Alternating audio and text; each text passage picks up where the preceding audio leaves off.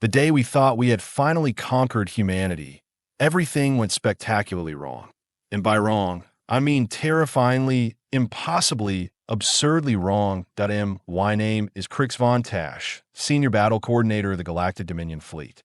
I have spent the last 3 cycles of my life studying these peculiar bipedal mammals called humans. What a waste of perfectly good brain matter that turned out to be. Sir, my communications officer, Zeph-9, practically bounced in his seat.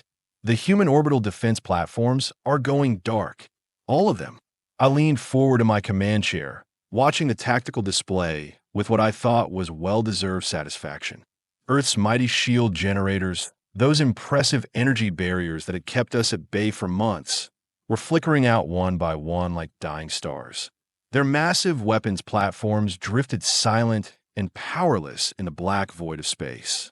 Excellent, I muttered, feeling that familiar tingle of victory approaching. How many platforms remain operational? 0, sir.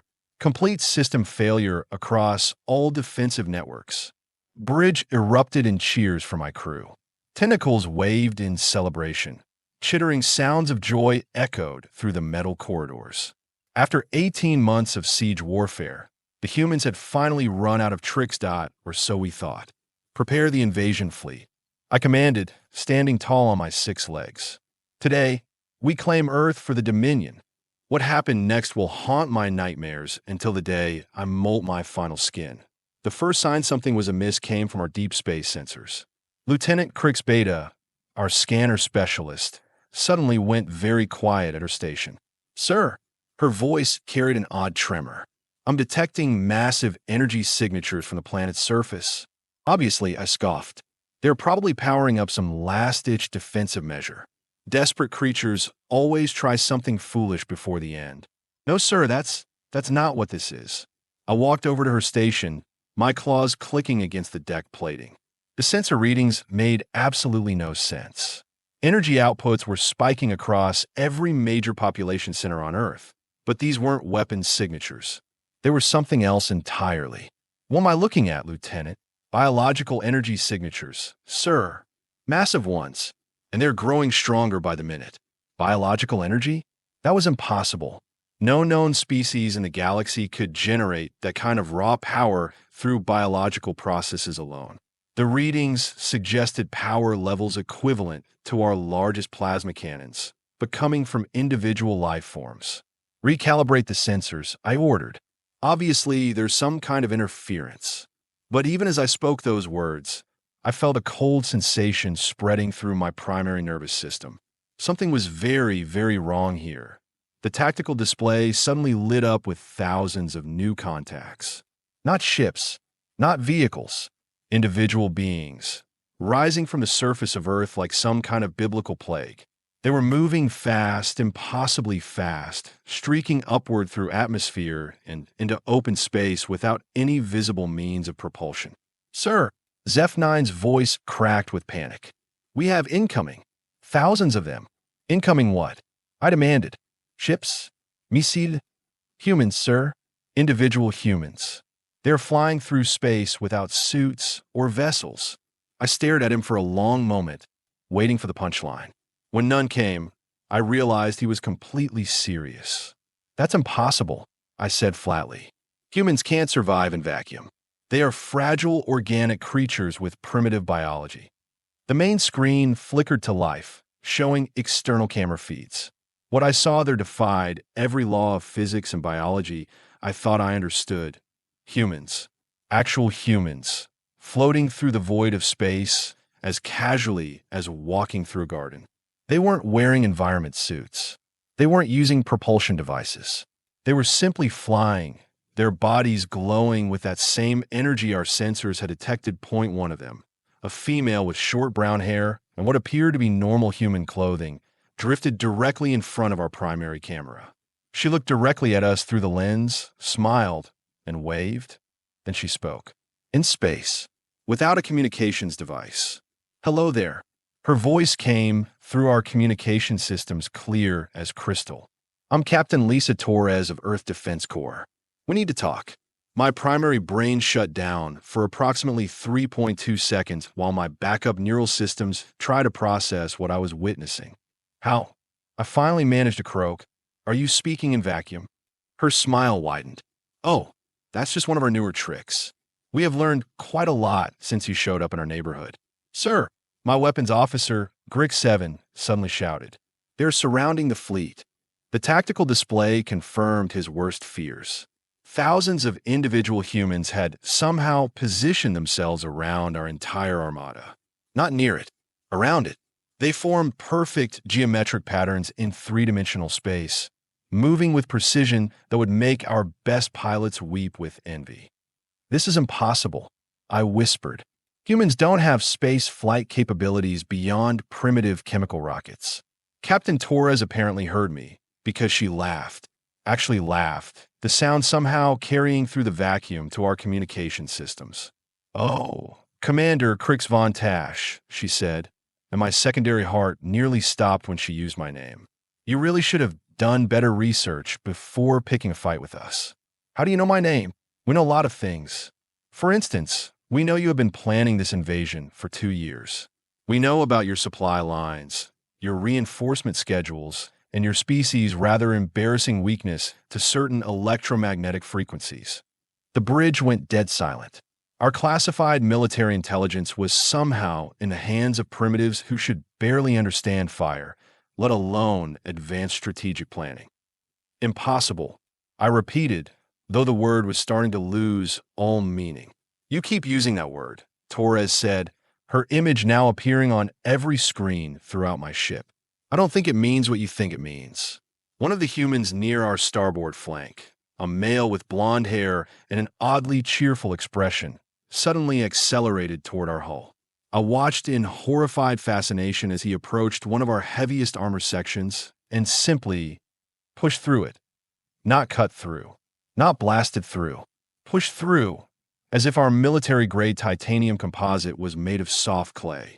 Minor hull breach in Section 7. Someone screamed from damage control. Seal it immediately. Sir, we can't. The breach it's moving. The human had somehow passed completely through our hull and was now floating in our corridor. Emergency alarms blared as atmosphere rushed out through the perfectly human-shaped hole he'd left behind. Engineering to bridge. The voice of my chief engineer, Plix Major, crackled over the intercom. We have a human in the reactor compartment. A what? A human. He's just standing there, looking at our power core. He's not wearing protective gear, and he should be dead from radiation exposure. But he's taking notes. I closed my eyes and tried to convince myself this was all some elaborate nightmare brought on by consuming too much fermented grack before sleep cycle. Sir, Zeph 9 said quietly, Captain Torres is requesting permission to come aboard. Requesting permission? She's already aboard. No, sir, that's Lieutenant Jake Morrison. Captain Torres is still outside. She says she'd like to discuss terms. Terms. They wanted to discuss terms. The species we'd come to conquer was offering to negotiate while demonstrating impossible abilities that rendered our entire technological advantage meaningless. Fine, I said, my voice barely above a whisper. Bring her aboard. What followed was the most surreal experience of my very long military career. Captain Torres simply walked through our hull as if it wasn't there, trailing no atmosphere loss, leaving no structural damage. She materialized in our transport bay, looking completely comfortable and oddly apologetic. Sorry about Jake, she said to me as I approached with a full security detail. He gets excited about new technology. Don't worry. He won't break anything important. My security team raised their plasma rifles, though I was beginning to suspect the gesture was meaningless. How? I asked for what felt like the 100th time that day. Evolution, she replied simply. Turns out your species isn't the first to show up uninvited. We have had visitors before. Several times, actually. Each encounter taught us something new about what we are capable of. What you are capable of. Her expression grew serious. Commander, what do you know about human adaptive potential? Nothing beyond basic biological surveys. You are a young species with limited technological development and fragile physical characteristics. She nodded slowly. That's what everyone thinks. And we used to think that too. Then the Krolix showed up about 50 years ago. Nasty bunch, lots of tentacles and attitude. They tried to enslave us. What happened to them? We adapted. Her smile returned, but there was something predatory about it now. See, humans have this interesting trait. When we're threatened, really threatened, we don't just fight back. We evolve, rapidly, sometimes in the span of a single generation. I felt my tertiary stomach begin to churn. That's biologically impossible. There's that word again. She walked over to one of our bulkheads and casually pressed her hand against it. The metal began to glow and warp under her touch. The Krolix taught us how to manipulate matter at the molecular level. The Vex Consortium showed us energy projection and manipulation. The nightmares from the void sector, well, they taught us some really interesting things about dimensional physics. You were saying you have fought multiple alien species. Fought and won. Each time we learned. Each time we grew stronger. Each time we became something more than we were before. My security team was backing away from her now, their weapons lowering as they began to understand the futility of the situation. The orbital defense platforms, I said suddenly. You shut them down deliberately. Of course we did. We wanted you to feel confident. Wanted you to commit your full fleet to the attack. Her eyes glittered with an intelligence that seemed far older than her apparent age. We needed you all in one place. Why? Because the lesson we learned from the Zephyr hegemony was about absorption. How to take technology and knowledge directly from other species and make it our own. The implications of her words hit me like a plasma blast to the face. You are going to steal our technology. Steal is such an ugly word. We prefer involuntary technology transfer. Much more diplomatic, don't you think? Before I could respond, Lieutenant Jake Morrison's voice echoed through the ship's communication system. Hey, Captain, you gotta see this. Their faster-than-light drive is completely different from the Vex design. This is going to revolutionize our deep space capabilities. Torres smiled apologetically. Jake's our chief science officer. Brilliant mind, terrible social skills. He gets carried away. This is madness, I muttered. No, Commander. This is evolution in action. This is what happens when you underestimate a species that survived everything from ice ages to nuclear wars to interdimensional invasions. The tactical display suddenly showed our fleet being systematically infiltrated by humans.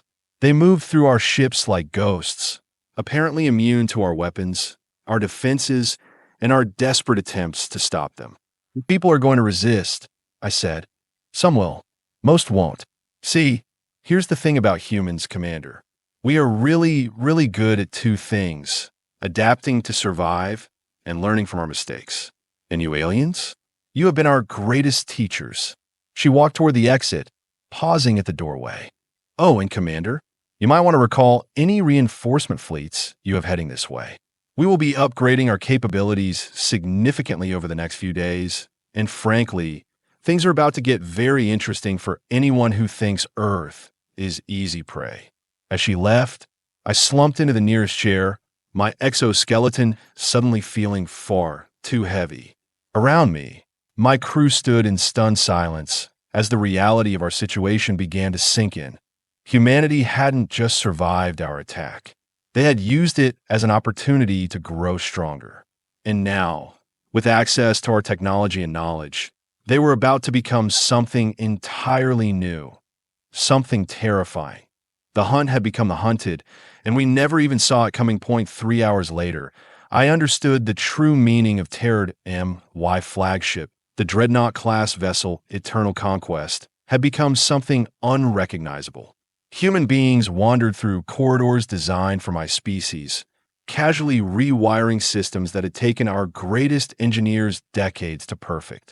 They worked with a disturbing efficiency, as if they instinctively understood technology they'd never seen before. Status report. I croaked to what remained of my bridge, crew.zef9, consulted his readings, though his tentacles shook violently as he did so. Sir, 47 of our ships have been modified. The humans have integrated some kind of hybrid technology into our systems. Our vessels are now operating at efficiency levels 300% above normal parameters. And our crew, unharmed, sir. The humans seem more interested in our technology than conquest. They have been polite. Polite. The word seemed obscene given our circumstances. Captain Torres reappeared on my bridge, this time accompanied by a tall human male with silver hair and calculating eyes. "Commander," she said cheerfully, "I'd like you to meet Dr. Marcus Webb, our xenobiology specialist. He's been studying your species' physiology." Dr. Webb stepped forward, holding what appeared to be a standard medical scanner. Except this scanner was displaying readings I'd never seen before, measurements that shouldn't have been possible with any known technology. "Fascinating bone density," Webb said conversationally. "Your exoskeleton structure suggests adaptation to high-gravity environments. Probably originated on a world with atmospheric pressure 40% higher than Earth standard." He was correct. Terrifyingly, impossibly correct. "How could you possibly know that?" Webb smiled. "Your ship's atmospheric controls, the gravitational compensation in your quarters, the mineral composition of your armor plating. Everything tells a story, Commander. Humans are very good at reading stories. What do you want from us?" "Want?" Torres looked genuinely surprised. "We don't want anything from you, Commander. We want to offer you something." She gestured, and suddenly the bridge's main display activated. But instead of showing our usual tactical interface, it displayed something that made my primary brain temporarily shut down. A star map. Not just any star map, but a complete tactical overview of Dominion space. Fleet positions, supply routes, defensive installations, everything. Information that should have been classified at the highest levels of our military command. "This is impossible," I whispered, though the phrase had lost all meaning hours ago. "Lieutenant Morrison is very talented with computer systems," Torres explained. "Your security protocols were impressive, but ultimately no match for someone who's absorbed the digital warfare techniques of 6 different alien civilizations. You're going to use this information to attack our worlds." "Attack?" She looked genuinely offended. "Commander, why would we attack anyone? We are not conquerors. We are survivors. And survivors understand that making enemies is counterproductive." Dr. Webb approached my tactical officer, Grix 7, who was trembling so hard his carapace was rattling. "Relax," Webb said gently. "This won't hurt." He pressed his scanner against Grix 7's shoulder. Immediately, the device began displaying biological readings that shouldn't have been possible to obtain through armor plating. "Stress hormones through the roof," Webb muttered. "Adrenaline analog levels critical." "You're terrified." "Of course I'm terrified." Grix 7 exploded. "You people are impossible. You violate every law of physics, biology, and common sense." Webb and Torres exchanged a look that might have been amused. "Actually," Webb said, "we don't violate any laws. We just understand them differently than you do." He turned to me, his expression becoming serious. "Commander, may I ask you something? In all your studies of humanity, did you ever investigate our evolutionary history? Basic survey data only. Bipedal mammals, recent technological development. No significant adaptive mutations. Recent technological development, yes, but no significant adaptive mutations." He shook his head. "That's where your intelligence gathering failed you." Torres activated another display, this one showing what appeared to be a timeline of Earth's history. "Humans have survived 5 major extinction events," she explained. "Ice ages, asteroid impacts, volcanic catastrophes, global pandemics. Each time, 90% of life on Earth died. Each time, humans adapted and survived. Natural selection," I said weakly. "Beyond natural selection," Webb corrected. "Directed evolution. Conscious adaptation. When humans face an extinction-level threat, our genetics don't just mutate randomly. They mutate purposefully, developing exactly the traits needed for survival. That's impossible, yes. Except it's not. It's documented, measurable, and reproducible." The timeline advanced, showing more recent events. 53 years ago, the Krolix invasion fleet arrived, Torres continued. They brought energy weapons, personal shields, and biotechnology we'd never imagined. Within 6 months, human children were being born with natural resistance to their energy frequencies and the ability to interface directly with biotechnological systems. 31 years ago, the VEX Consortium tried to strip mine our planet. They used gravitational manipulation and matter conversion technology. Within a year, humans were developing the ability to manipulate matter at the molecular level. 18 years ago, the nightmare entities from void space attempted to drive us insane with psychic attacks. Result? Humans with natural psychic defenses and the ability to perceive across dimensional barriers. I stared at the timeline, my understanding of reality crumbling with each revelation. Each invasion made you stronger. Not just stronger, Webb said, more complete. Each alien species that attacked us taught us something new about what was possible, about what we could become, and now you have learned from us. Torres nodded. Your faster-than-light technology, your gravitational manipulation systems, your advanced metallurgy. Lieutenant Morrison has already begun integrating these concepts into human genetic memory. Genetic memory, another adaptation. Human children born after today will instinctively understand concepts it took your species millennia to develop. The implications were staggering. Humanity wasn't just stealing our technology. They were evolving to make it part of their fundamental nature. This is what you do, I said slowly. This is how your species survives. You turn every threat into an opportunity for growth. Now you are beginning to understand, Torres said. But here's what you don't understand yet, Commander. We are not done. She gestured again, and the display changed to show something that made my exoskeleton crack with stress, a map of the galaxy. But not as I knew it. This map showed political boundaries, trade routes, military installations, and resource deposits for every major civilization in known space. Information that should have taken centuries to gather was somehow complete and accurate.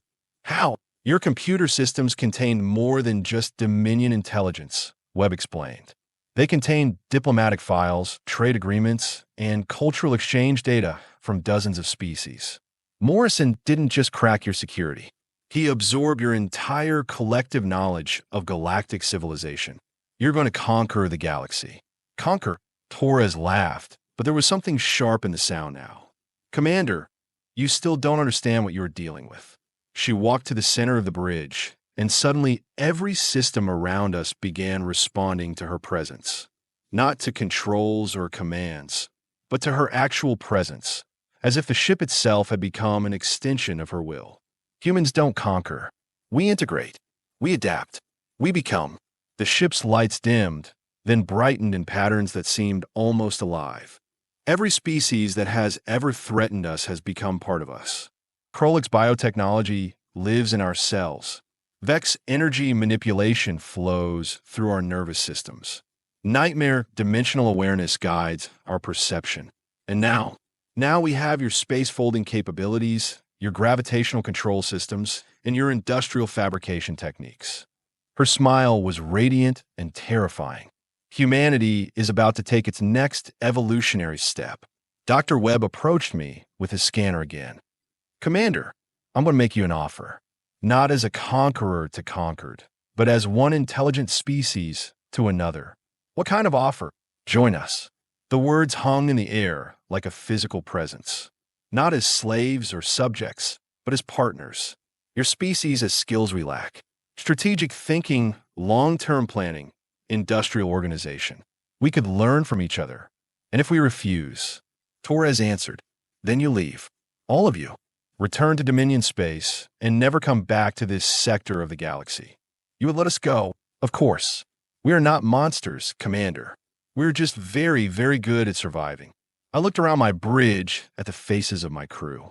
Terror, confusion, and something that might have been hope warred in their expressions. What happens to the galaxy if we join you? It becomes a better place, Webb said simply. Imagine what could be accomplished if every species worked together instead of trying to conquer each other. Imagine the problems we could solve, the discoveries we could make, and if species refused to cooperate. Torres' expression hardened slightly. Then they encounter what every other hostile alien civilization has encountered. Humans who are very motivated to survive and very creative about how they ensure that survival. The choice was simple and terrible. Join an evolutionary process that would fundamentally change what it meant to be human and alien alike, or face a species that had turned invasion into evolution and threat into triumph. I need time to consider. Of course. Torres nodded graciously. Take all the time you need. We will be here. As I left the bridge, I slumped in my command chair and tried to process what had just happened. We had come to conquer a primitive world and instead discovered that we were the primitives. We had brought superior technology to a species that improved by absorbing the technology of their enemies.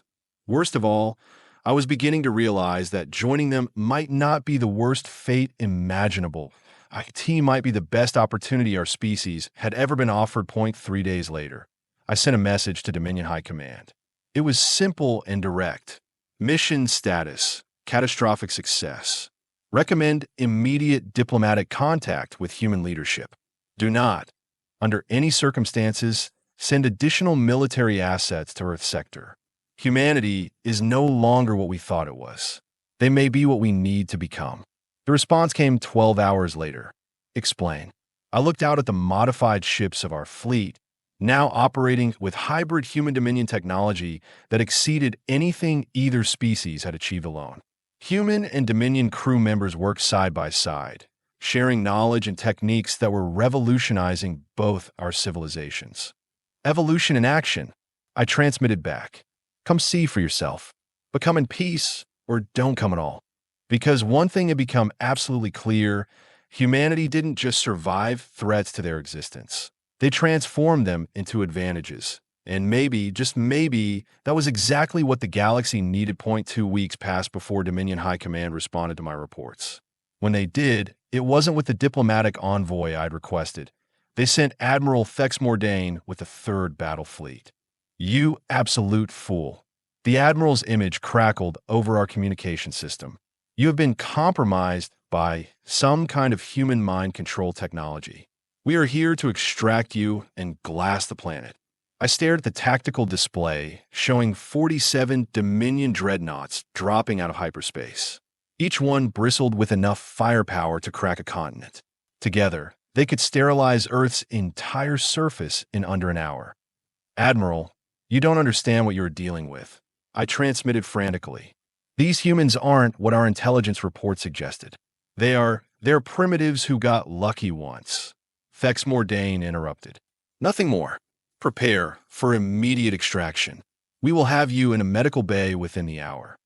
The communication cut off, leaving me staring at certain disaster. 47 ships against a planet that had just absorbed our entire technological database.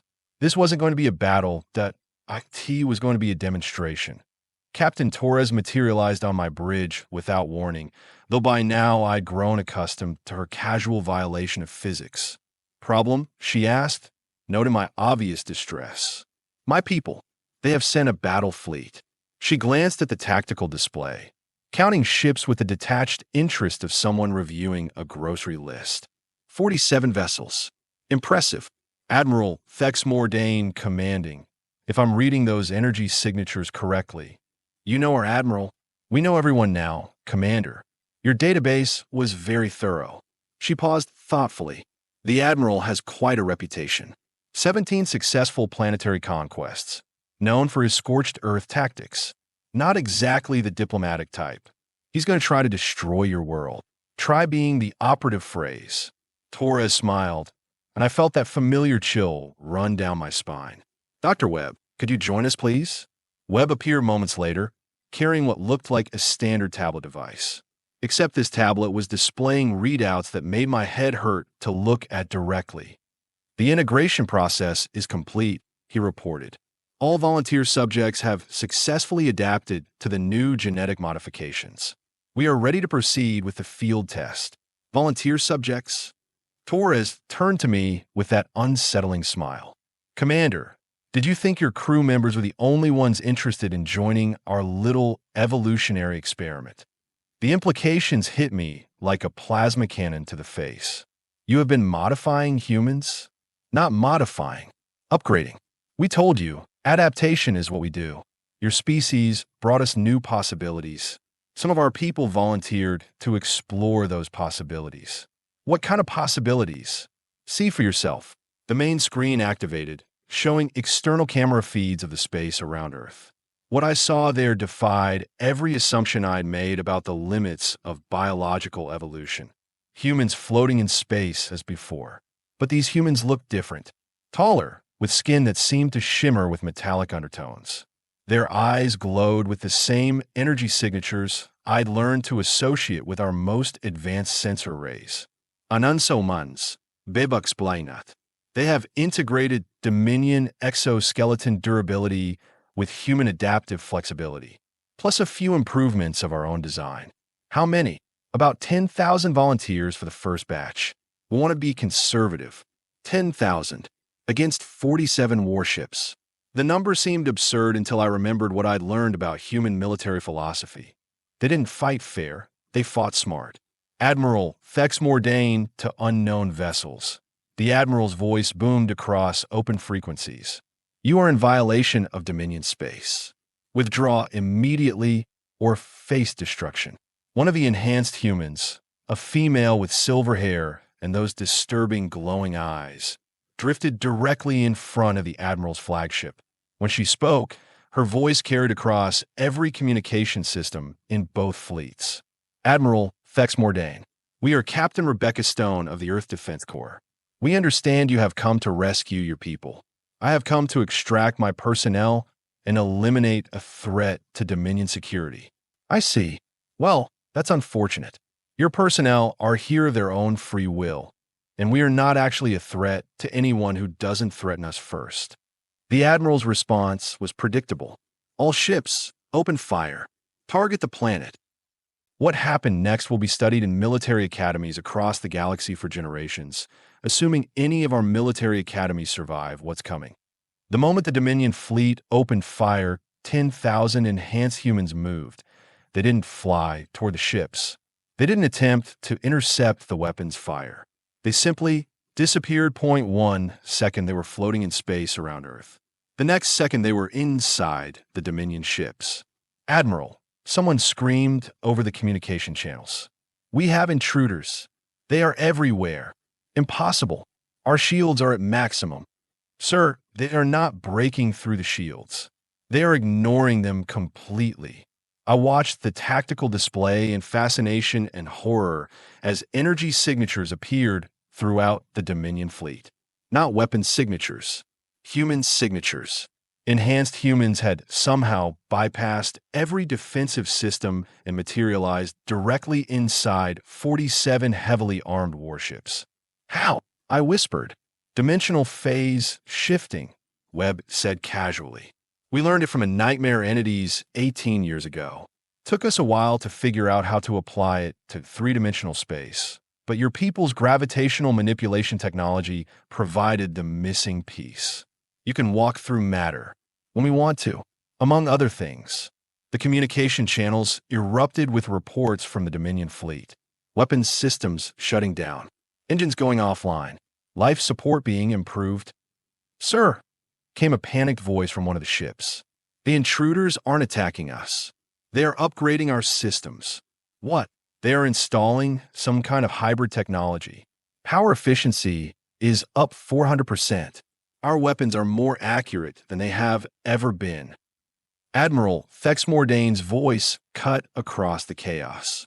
All ships, activate self-destruct sequences. Don't let them steal our technology. Sir, we can't. The self-destruct systems have been replaced. Replaced with what? Emergency medical bays, sir. If we try to activate self-destruct, the ship deploys advanced medical treatment instead. I found myself laughing despite the situation. Leave it to humans to replace weapons of mass destruction with healthcare systems. Captain Stone's voice filled the communication channels again. Admiral, your crews are unharmed and will remain so. We have taken the liberty of upgrading your ships with some improvements we think you will find useful. Better life support, enhanced sensors, more efficient engines. Think of it as a welcome gift. You can't just modify our ships. Actually, we can. We just did. But don't worry, All modifications are reversible if you really want to go back to inferior technology. This is an act of war. No, Admiral, this is an act of evolution. War would be if we decided you were a threat that needed to be eliminated. Trust me, you don't want to see what that looks like. The threat was delivered with such casual confidence that even I felt a chill. What do you want? The Admiral finally asked. Same thing we offered Commander Krix von Tash. Cooperation instead of conquest. Partnership instead of domination. Chance to show the galaxy what's possible when species work together instead of trying to destroy each other. And if the Dominion refuses? There was a long pause before Stone answered. Then the Dominion will discover that Earth is no longer a target for conquest. We are now a force for galactic evolution. Whether that evolution happens peacefully or through more dramatic means, well, that's up to you. Admiral Thex Mordane's next words surprised everyone. I want to see these modifications you have made to our ships. Of course, we'd be happy to give you a tour. What followed was perhaps the most surreal military briefing in galactic history. Enhanced humans guided Dominion officers through ships that had been fundamentally transformed in a matter of minutes. Weapon systems that now produced energy more efficiently. Life support that could sustain crew members in previously impossible conditions. Sensors that could detect phenomena across multiple dimensions. But the most shocking modification was to the communication systems. We have networked all your ships with quantum entanglement communication, Stone explained. Instantaneous contact across any distance. No more light speed delays. No more communication blackouts. This technology doesn't exist, the Admiral protested. It does now. We have been working on it since the Vex Consortium taught us about quantum manipulation. Your gravitational field generators provided the final component we needed. You're giving us technology that's beyond anything in our current arsenal. Yes. What? Stone's expression grew serious. Because the galaxy is about to change, Admiral. Species that adapt and cooperate will thrive. Species that cling to old patterns of conquest and domination will find themselves left behind. Left behind by what? By evolution itself. The Admiral was quiet for a long moment, studying readouts that showed his fleet operating at levels of efficiency he'd never imagined possible. What happens now? Now you have a choice. Return to Dominion space with ships that prove what's possible through cooperation. Show your leaders what they could gain by working with us instead of fighting us. And if they choose to fight, Stone's smile was gentle and absolutely terrifying. Then they will learn what the Krolix learned, what the Vex Consortium learned, what the nightmare entities learned. Humanity doesn't lose, Admiral. We adapt, we grow, and we become whatever we need to become to survive and thrive. Even if that means becoming conquerors, especially if it means becoming something better than conquerors. 3 hours later, the third battle fleet departed for Dominion space. But they carried more than just upgraded ships. They carried enhanced crew members. Dominion volunteers who had chosen to undergo the same evolutionary process that was transforming humanity. Integration, Torres explained as we watched the fleet disappear into hyperspace. Not conquest, not assimilation. True integration between species that preserves the best of both while creating something entirely new. And if other species refuse to integrate, then they will encounter humans who have integrated the best qualities of every species they have ever met. Military strategy from the Dominion. Biotechnology from the Krolix. Energy manipulation from the Vex Consortium. Dimensional awareness from the Nightmares. She paused, looking out at the stars. And that's just the beginning, Commander. We are still learning, still growing, still becoming. I thought about the galaxy as I knew it. Hundreds of species locked in cycles of conquest and resistance, technological advancement stifled by constant warfare, entire civilizations rising and falling in endless repetition. Then I thought about what I'd witnessed. Cooperation that enhanced both species involved. Technology that prioritized life over destruction. Evolution that turned enemies into partners. What comes next? Torres smiled, and for the first time since this whole impossible situation began, her expression held nothing but hope. Next, Commander, we find out what the galaxy looks like when nobody has to be afraid anymore. As I write this report, 6 months have passed since first contact with humanity. The Dominion Council has voted unanimously to establish formal diplomatic relations with Earth. 17 other major civilizations have followed suit. The galaxy is changing. Species that once viewed each other as threats now collaborate on projects that benefit everyone. Wars that have raged for centuries are ending through negotiated integration rather than conquest. And at the center of it all, humanity continues to evolve, continues to adapt, continues to become whatever the galaxy needs them to be. They were right about one thing. This isn't conquest. This is something far more powerful. This is hope.